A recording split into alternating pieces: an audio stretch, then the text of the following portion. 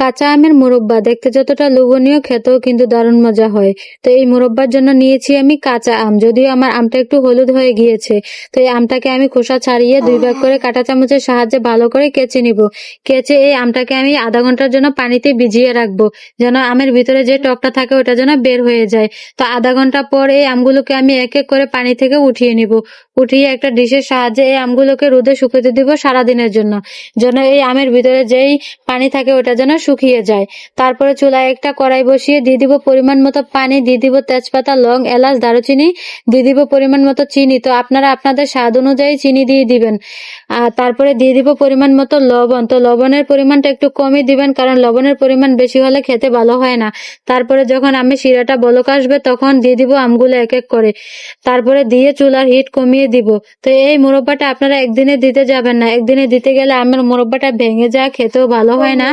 তো আমি এই মোরব্বাটা 2-3 দিন করে দিয়েছি, যেন এই মোরব্বার ভিতরে চিনির শিরাটা ভালো করে ঢুকে খেতে যেন ভালো হয়, বাচ্চারা যেন পছন্দ করে।